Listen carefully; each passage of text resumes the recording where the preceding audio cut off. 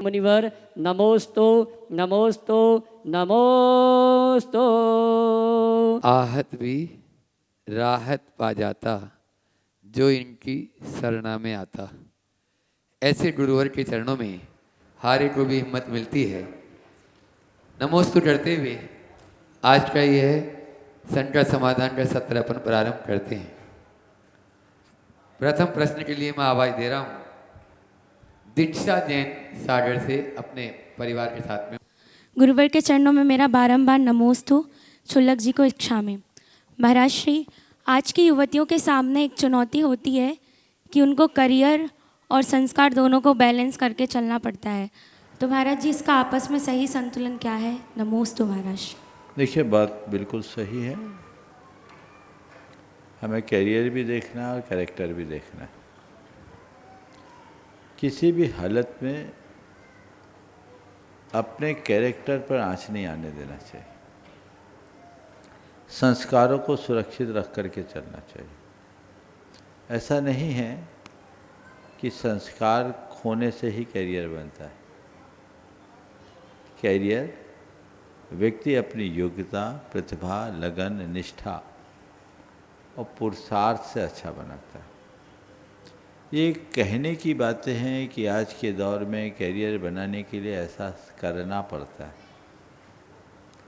पर मैं इससे कतई नहीं मानता। आज भी मेरे संपर्क में बहुत सारे लोग हैं जो बड़े बड़े कारपोरेट में ऊंचे ऊंचे पदों पे काम कर रहे हैं। अपने कैरियर के क्षेत्र में अगर देखा जाए तो शिखर तक पहुँचे, लेकिन आज भी वे अपने संस्कारों में दृढ़ हैं, अपनी मर्यादाओं को अक्षुण्ण रखे हुए। तो जिनने अपने आप को अपने संकल्पों से बांध लिया, उसके कैरियर में कभी कुछ भी परेशानी नहीं आएगी। हर व्यक्ति को अपने जीवन की एक सीमा रेखा खींचकर चलनी चाहिए। इस मर्यादा के भीतर जो हो मुझे स्वीकार है। इसका उल्लंघन करके मुझे स्वर्ग की संपदा भी नहीं चाहिए। इतनी दृढ़ता और मजबूती होनी चाहिए। समझ गए? जब मनुष्य अपने मन को इस भांति मजबूत बना लेता है तो उसका रास्ता अपने आप प्रशस्त होता है और वो अपने लक्ष्य तक पहुंच जाता है।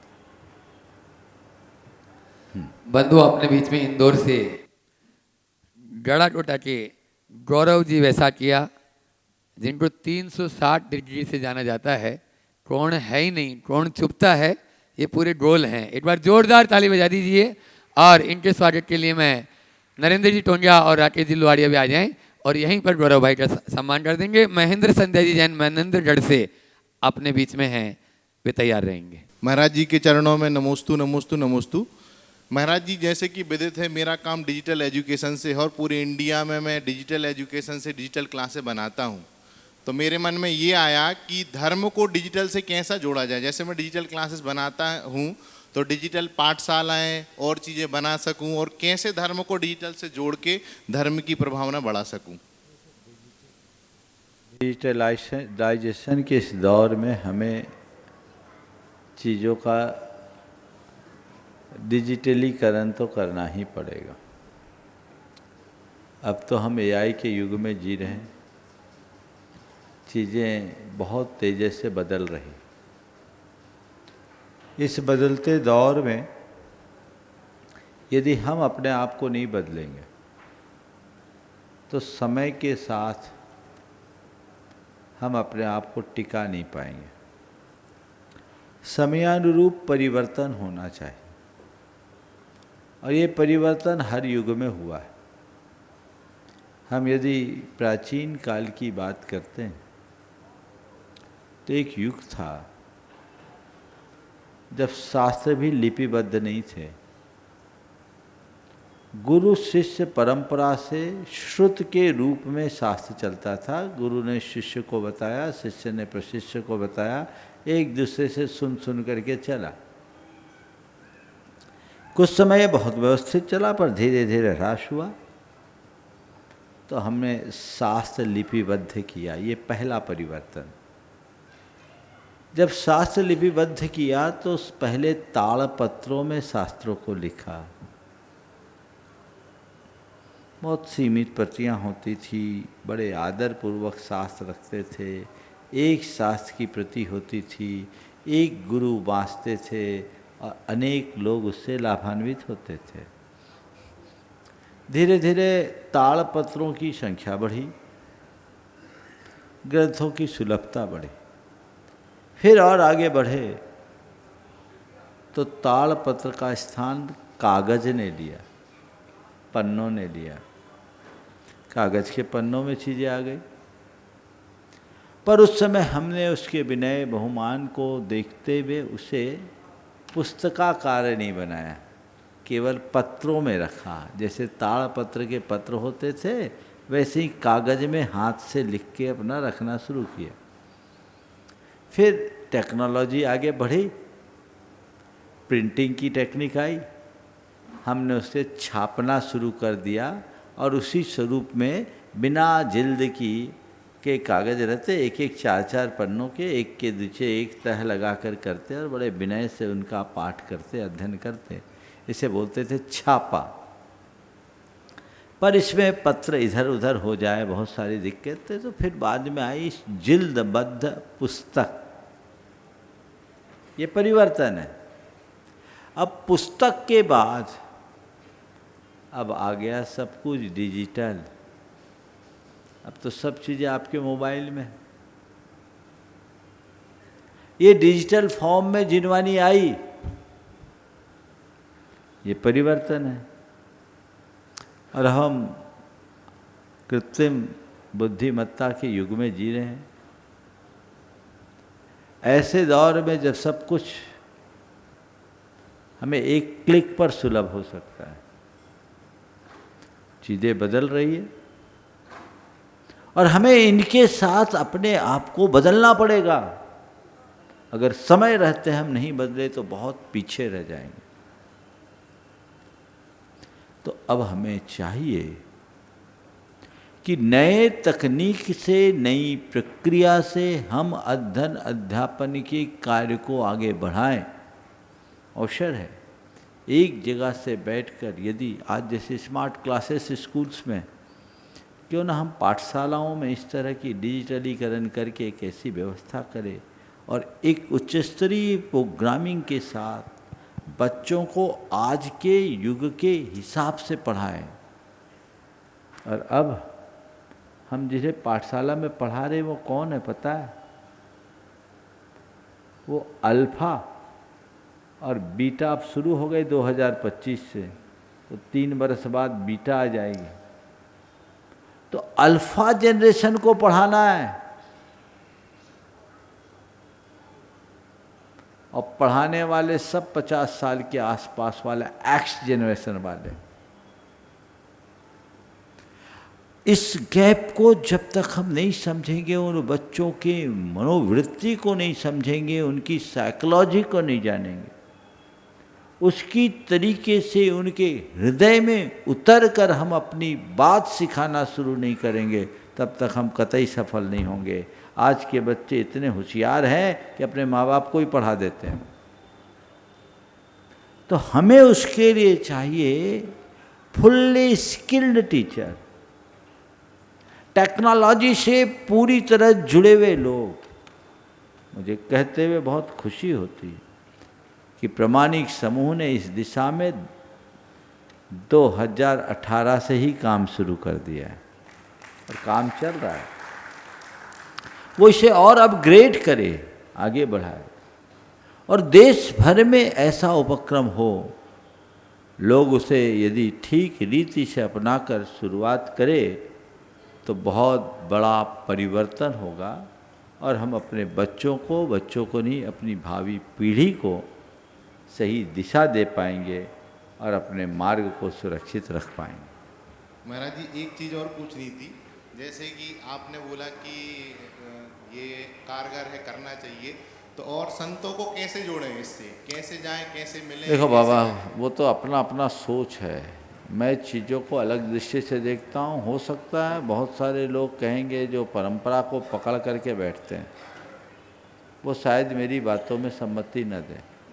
तो मैं अपनी विचारधारा प्रकट कर सकता हूँ, किसी के ऊपर अपने विचार थोप नहीं सकता और किसी की विचारधारा को परिवर्तित नहीं कर सकता। यह अपना अपना सोच है, सोचने का तरीका है। मैं बहुत इनोवेटिव सोच लेकर के चलता हूँ और समय के अनुसार चीज़ों को समझता हूँ। और आज यहाँ बैठकर मैं 20 साल आगे की बात को देखने की कोशिश करता हूँ, तो मैं उस तरीके की बात कर रहा हूँ। आज समय रहते जिसने अपने आप को बदल लिया वो समय के साथ टिका रहेगा, और जो समय रहते नहीं बदलेगा समय उसे उखाड़ फेंकेगा। अगर अपने धर्म, अपनी परंपरा, अपनी संस्कृति, अपना अस्तित्व, अपनी अस्मिता को बचाए रखना है तो हमें अपने ढर्रे को बदलना होगा, अन्यथा हमने अतीत में बहुत कुछ खोया, आगे भी खोएंगे। और एक बात बहुत गंभीर है जो विचारने की है कि बीते युग में जो बदलाव हुआ उसमें एक लंबा गैप, लेकिन अब जो बदलाव हो रहा है बहुत तेजी से हो रहा है। 1950 से 1980-81 तक की जनरेशन को जेन एक्स लिया,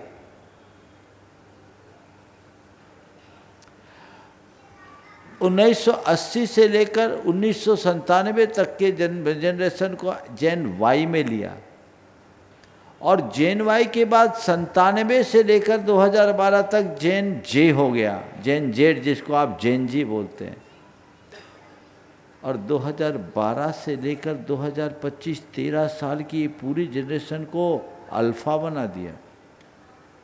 और अब बीटा आ रहा है और बहुत तेज़ी से बदलेगा। बीटा के बाद थीटा, थीटा, गामा सब बदलने की बात हमारे समाजशास्त्रियों ने कर रखी है। काश हम इन चीज़ों को गंभीरता से समझें।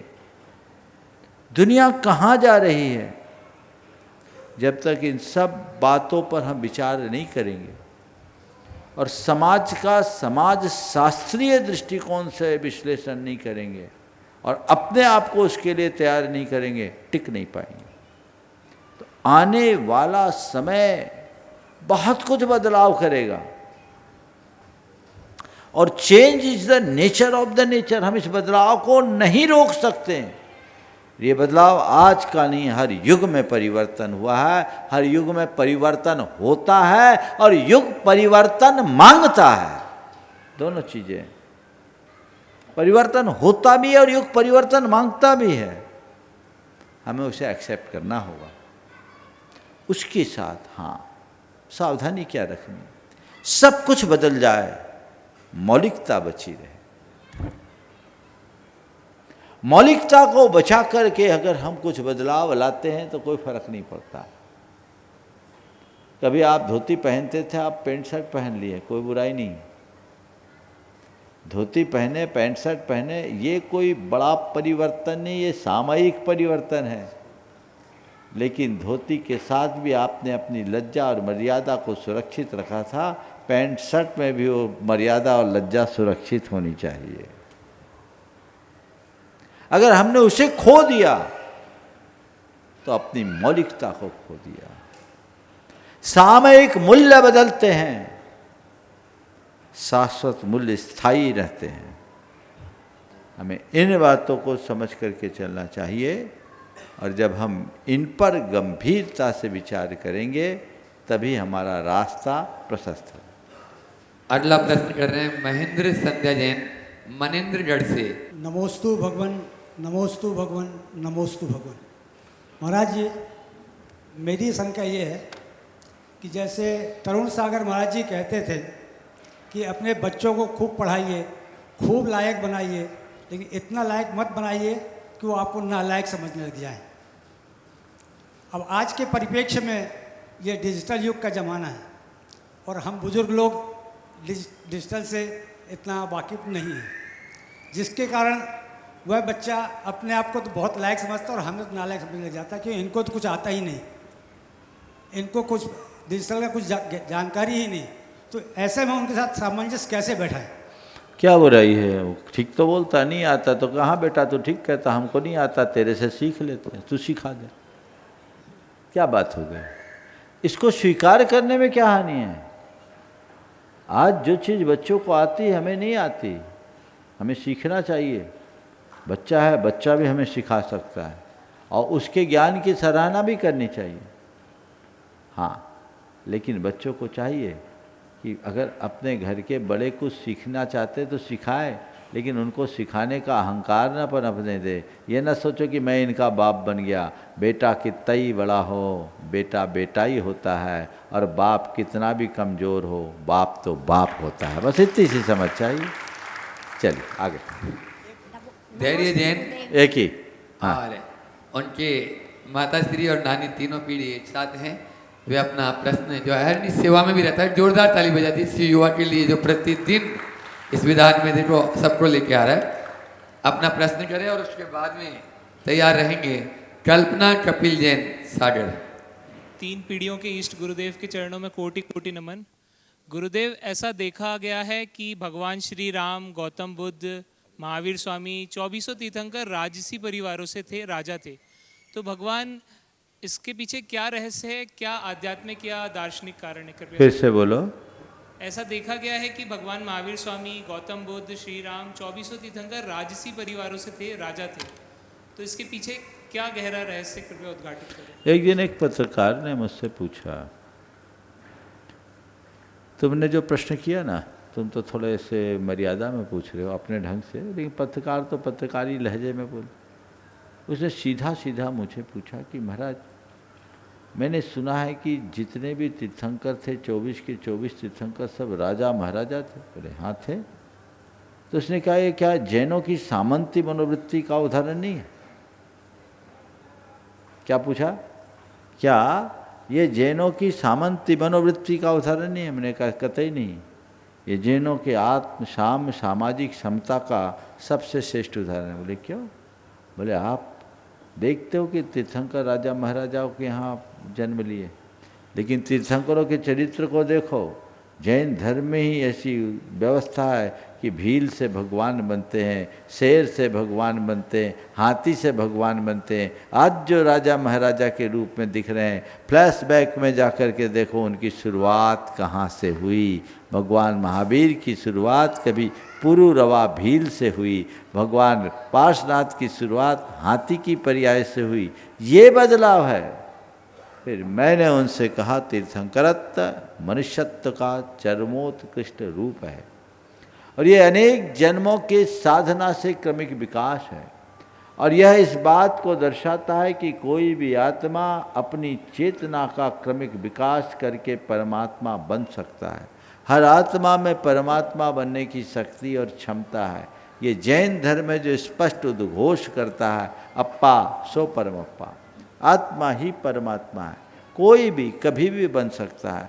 तो जिन्हें हम तीर्थंकर के रूप में पूज रहे हैं, उनने शुरुआत कहाँ से की? तो कोई आज दलित है तो जिंदगी भर जन्म जिंदगी तक दलित ही बना रहेगा नहीं। जैन धर्म कहता है दलित भी शहंशाह बन सकता है। शहंशाह तो बहुत छोटी चीज़ है, दलित भी भगवान बन सकता है। तो जब हम किसी कथा नायक की कथा को प्रस्तुत करते हैं तो पहले उसका एक चेहरा देते हैं और फ्लैशबैक में उसके अतीत की कहानी सुनाते हैं। हमारे पुराणों में उनकी कथा है। तीर्थंकरों के जीवन में आए हुए उतार चढ़ाव को देखो, कितने नीचे नीचे स्थिति को उनने भोगा है, और फिर उनने अपनी चेतना का विकास किया है। इसलिए राजा महाराजा तीर्थंकर नहीं होते, लेकिन जो तीर्थंकरत्व के दिशा में चलता है वो राजा महाराजा बन जाता है। ऐसा सोच करके चलना चाहिए, समझिए। अगला प्रश्न कर रहे हैं कल्पना कपिल जैन सागर, उपस्थित हैं। मुनि दया के चरणों में बारंबार नमोस्तु नमोस्तु नमोस्तु। समस्त क्षुल्लक जी के चरणों में इच्छामी इच्छामी इच्छामी। गुरुदेव, आचार्य श्री के संग में शोला प्लास्टिक और जूट से अशोला नहीं होता आचार्य श्री के संग में, जबकि अलग जगह में दूसरे संघों में मैंने देखा है कि यदि आप प्लास्टिक में अपना वस्त्र ले जाते हैं तो वो आहार के लिए परमिशन नहीं देते। तो गुरुदेव, जबकि टीन और लोहा भी तो पुद्गल ही है और जूट और प्लास्टिक भी पुद्गल है, तो फिर ये विरोधाभास कैसे है और इसका उचित स्वरूप क्या होना चाहिए? थोड़ा इसको देखिए, इस विषय में पहला परामर्श तो मेरा ये है कि जो जैसा कहे वैसा कर लो, उलझो क्यों। आप साधु को आहार देने जा रहे हैं, साधु के अनुरूप खुद को ढालो, खुद के अनुरूप साधु को ढालने की कोशिश मत करो। पहली बात, आप उनको बता दो कि हम प्लास्टिक के बैग में कपड़े लेकर आए हैं, अगर आप स्वीकार करोगे तो हम आहार देना चाहेंगे। अगर वो मना कर दे तो हम अनुमोदना करके अपने आप को संतुष्ट कर लेंगे।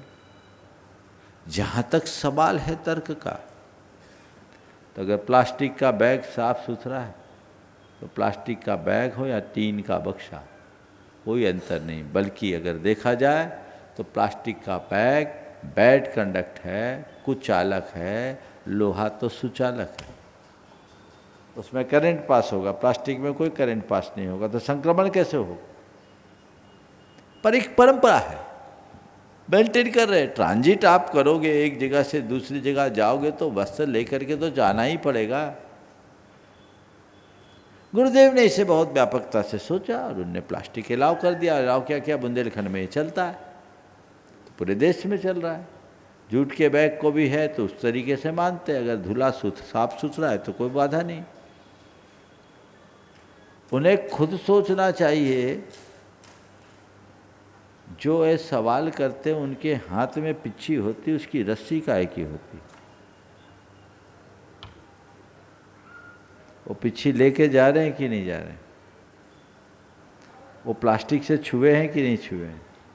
या तो प्लास्टिक या जूट, आजकल लगाने लगे ऊपर से बेंत, लेकिन प्राय अभी भी प्लास्टिक और जूट चलता है।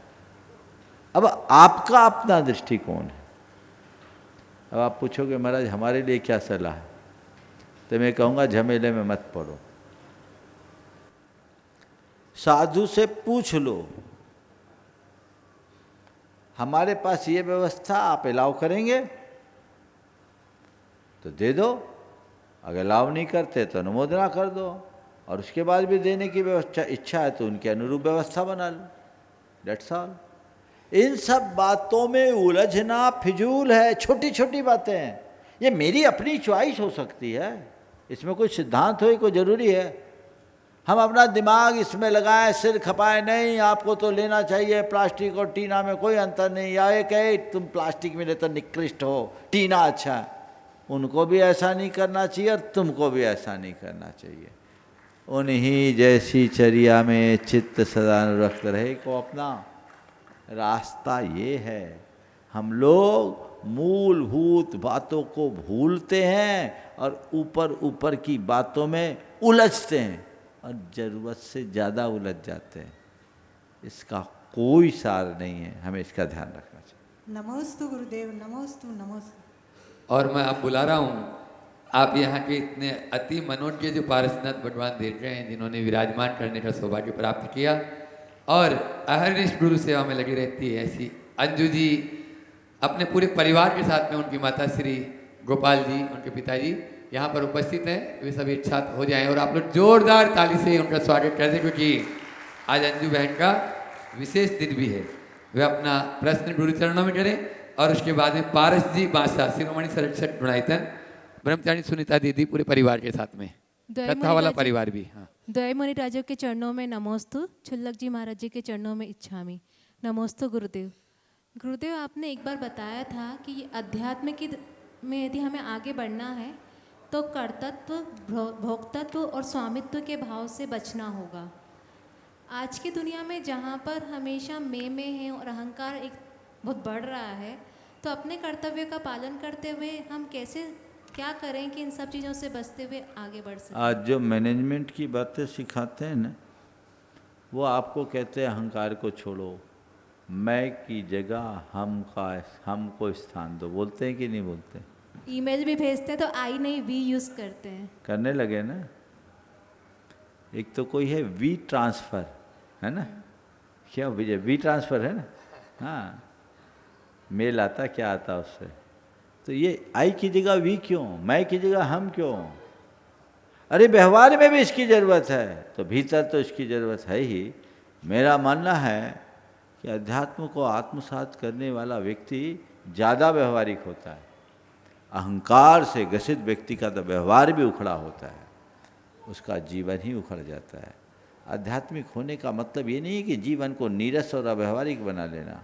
अध्यात्म के साथ जीने का मतलब सरसता, सरलता, विनम्रता और व्यवहार कुशलता से जीना, ये जीवन का रस है, आनंद। नमोस्तु।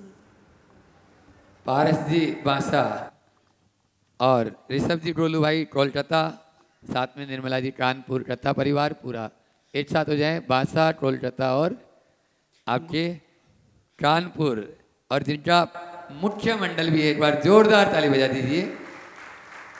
गुरुवार के उसके बाद तैयार रहेंगे चंद्रकला जी पाटनी रांची। गुरुवार के चरणों में नमोस्तु, छुल्लक जी के चरणों में इच्छामी।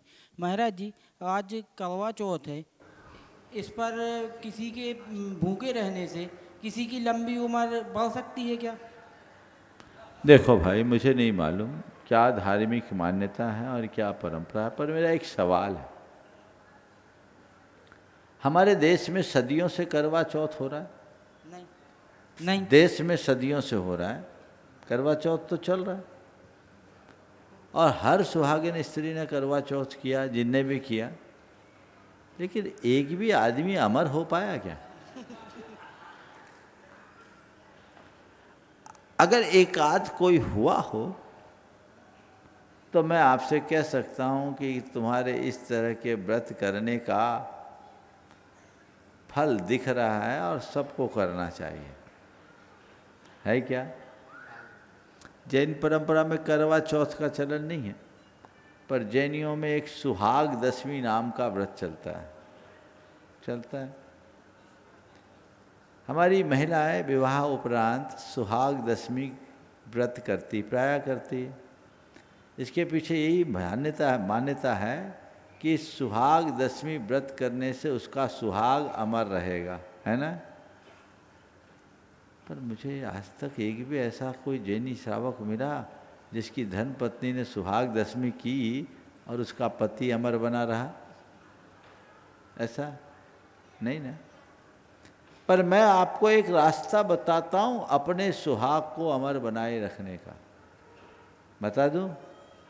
जो स्त्री चाहती है कि मेरे मांग का सिंदूर आखिरी तक न मिटे, जो चाहती हूँ कि मेरे मांग का सिंदूर मेरे जीवन की आखिरी सांस तक बना रहे, कुछ न करे, अपने पति को मुनि बना दे। जिसका पति सन्यासी हो गया, उसने अपनी पत्नी को के सुहाग को अमर कर दिया। तो मैं तुम लोगों से कहना चाहता हूं, पत्नी प्रेमियों, अपनी पत्नी से सच्चा प्रेम यही है कि दीक्षा लो और उसके सुहाग को अमर बनाए रखने दो। समझ गए? ये व्यवस्था हमारी शास्त्र की है, अपनाओ। लेकिन फिर तो तुम करवा चौथ करो चाहे सुहाग दशमी करो, मुझे नहीं मालूम। मैंने तो एक दिन कहा था, जितनी ज़रूरत महिलाओं को पुरुषों की है उससे कहीं ज़्यादा ज़रूरत पुरुषों को स्त्रियों की है। इसलिए अगर सुहाग दशमी व्रत हो तो सौभाग्यवती एकादशी भी होनी चाहिए ताकि बैलेंस बना रहे। चलिए, चंद्रकला जी पाटनी रांची। मेरी तरफ से जगत के सब जीवों की तरफ से मुनिराजों के चरणों में नमोस्तु, सब छुल्लक जी महाराज के चरणों में इच्छामी। महाराज श्री, मैंने शास्त्र जी में पढ़ा कि जो अवसर छोड़कर अकाल में दान देते हैं उनका दान अकाल में बोए बीज के समान निष्फल चला जाता है। तो अकाल का दान क्या हुआ और अवसर क्या हुआ? बहुत अच्छा सवाल। शास्त्र में जो बात लिखी है आपने गहराई से पढ़ा है और ये हमें ध्यान देने योग्य है। जैसे अकाल में बोया गया बीज निष्फल होता है, ऐसे ही अवसर चूकने के बाद दिए गए दान का कोई खास फल नहीं होता। इसकी गहराई को समझो। जिस काल में जो अवसर है वो काल उसी समय करो तो उसका फल अनंत गुना होगा। बारिश के समय में सही समय पर बीज बोओगे तो फसल लहलाएगी, और समय का चूका अगर किसान है तो उसकी फसल गई। इसी तरह जिस समय अगर सुपात्र है, जिस समय कोई अच्छा अवसर आया, जिस समय कोई अच्छा प्रसंग आया, उस समय तो मन नहीं बनाया और अवसर बीत गया। अब भैया हमें कुछ दे दो, हमें कुछ दे दो, तो हमें कुछ दे दो, तो बचा खुचा जो मिलेगा उतना ही तुम्हारे लिए लाभप्रद होगा। पात्रदान या अन्य कोई भी दान अवसर के अनुरूप करना चाहिए और अवसर पर करना चाहिए। इसलिए मैं इसे दूसरे अर्थ में कहता हूं कि कभी कोई अच्छा अवसर आए तो चूको मत, अवसर को लपको। पुण्य का अवसर आ रहा है तो चूकना नहीं है, लपकना है। बस देख लो कि एक ठीक अवसर है, लग जाओ। बाद में तो पता नहीं अवसर मिले ना मिले, और अवसर मिल भी जाए तो तुम्हारी अनुकूलता रहे ना रहे। इसलिए मौके पे ही काम करना चाहिए।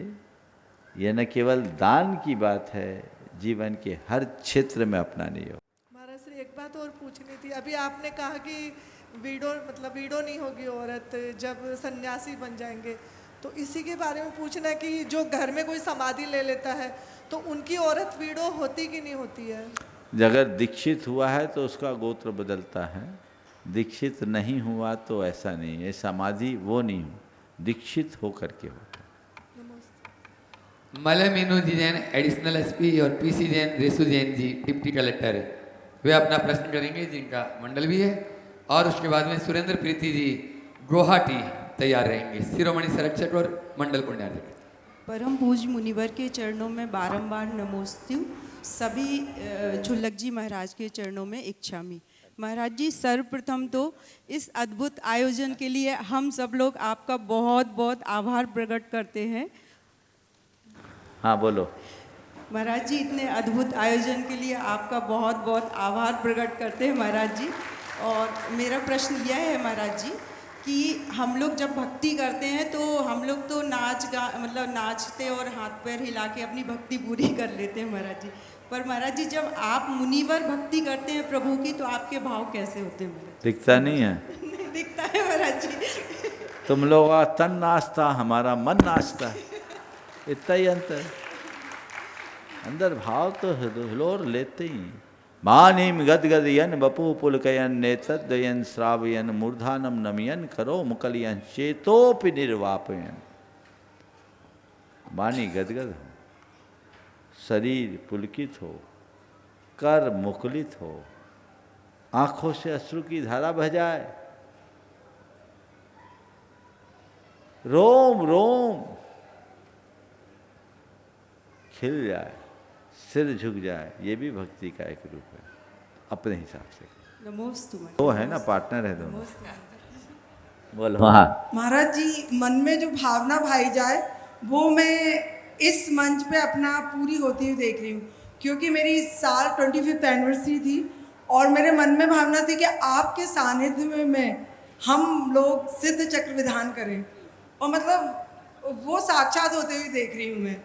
तो ऐसा क्या वाकई में होता है कि जो मन में भावना रहे और वो पूरी होती ही है? मतलब स्पष्ट प्रमाण सामने है तो कहने की जरूरत क्या है। बिल्कुल। महाराज जी, मेरा ये एक और प्रश्न है कि इस सिद्ध चक्र विधान की महिमा बनाए रखने के लिए हम लोगों को विधान के पश्चात क्या करते रहना चाहिए? बहुत अच्छा सवाल।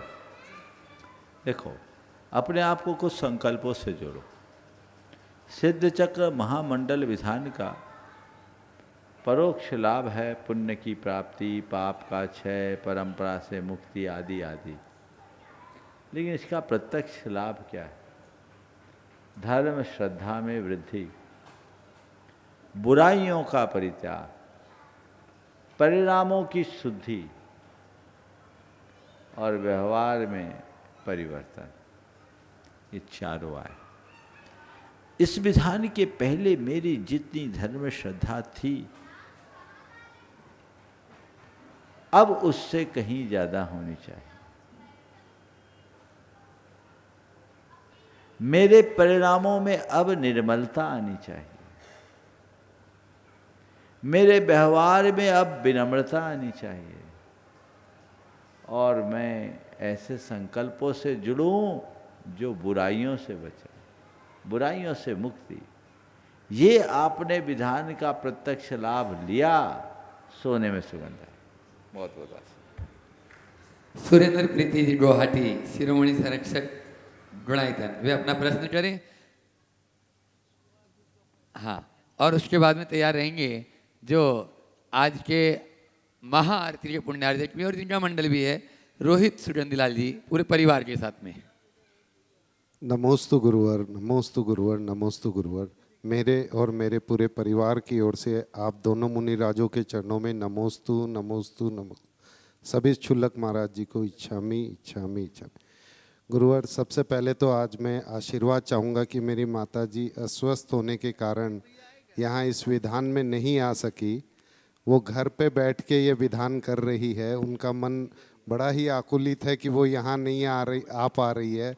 तो उनको आप प्रत्यक्ष आशीर्वाद दीजिए कि वो अच्छे से इस विधान को कर सके वहाँ पे, और अगली बार जब विधान हो तो वो स्वस्थ हों और हम सबके साथ यहाँ आ सकें। बहुत बहुत आशीर्वाद। हाँ, चलो। अभी हम छोटी छोटी मेरी श्रावक के तौर पे जिज्ञासा है महाराज श्री।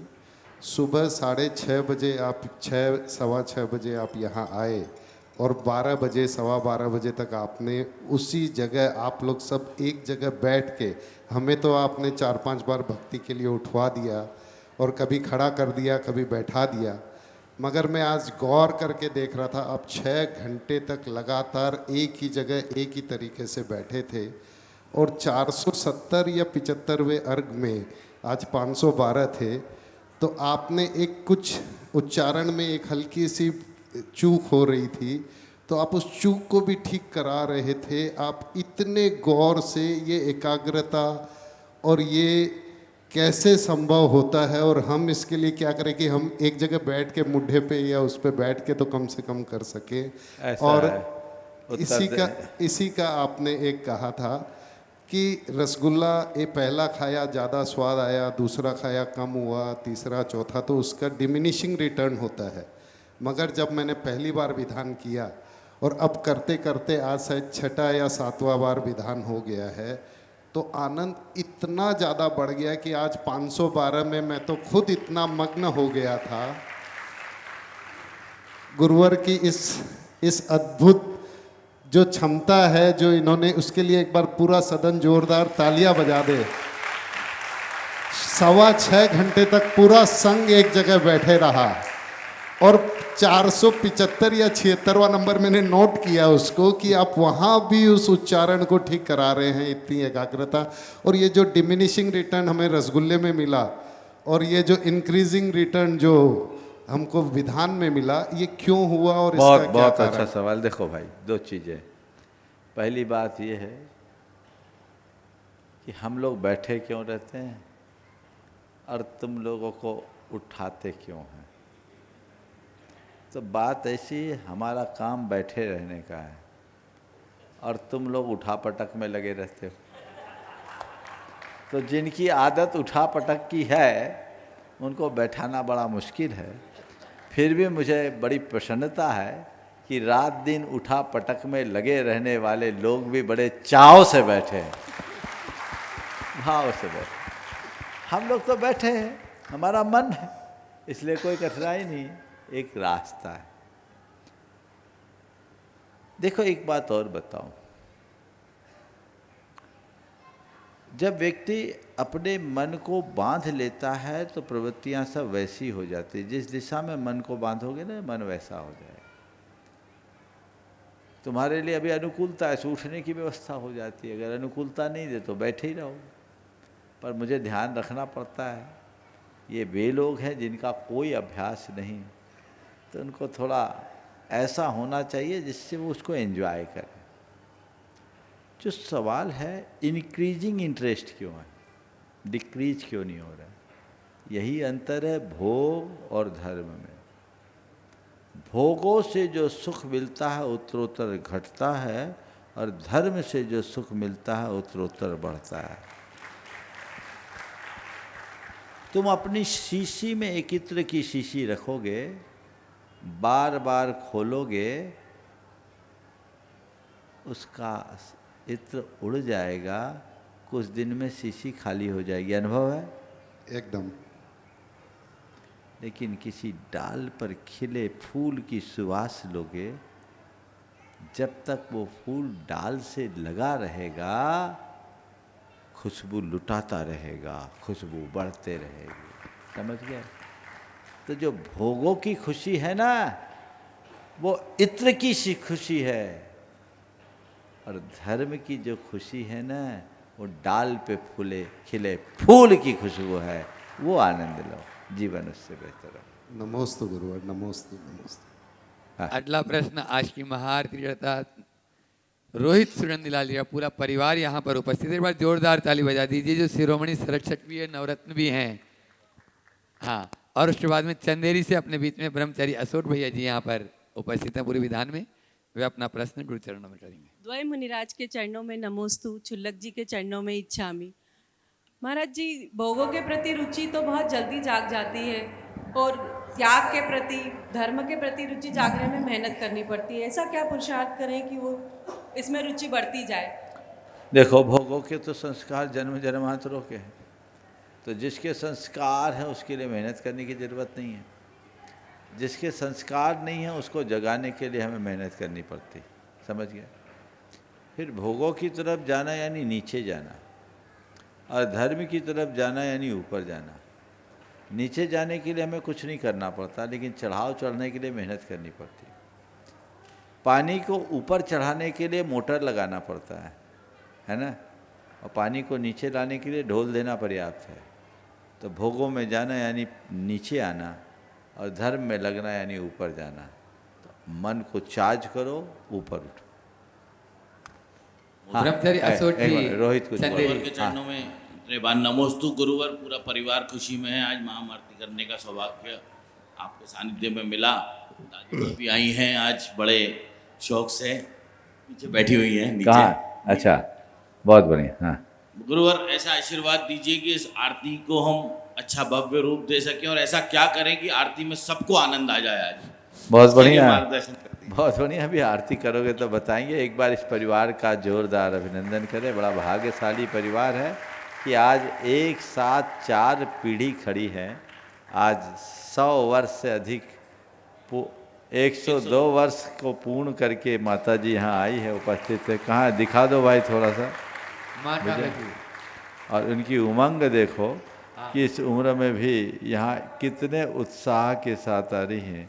निश्चित बहुत गाढ़ा पुण्य करके यहाँ आई हैं, और ये संस्कार तुम लोगों में है कि अभी रोहित के बेटे तक तो मुझे वो प्रवाह दिख रहा है। मुझे दिख रहा है कि बेटा 2 कदम आगे ही निकलेगा, अब समय बताएगा, लेकिन यही प्रवाह आगे बढ़ते रहना चाहिए। एक बार जोरदार अभिनंदन कर दें। अगला प्रश्न ब्रह्मचारी अशोक जी। दोनों मुनिराजों के चरणों में बारंबार नमोस्तु, छुल्लक जी को इच्छामि।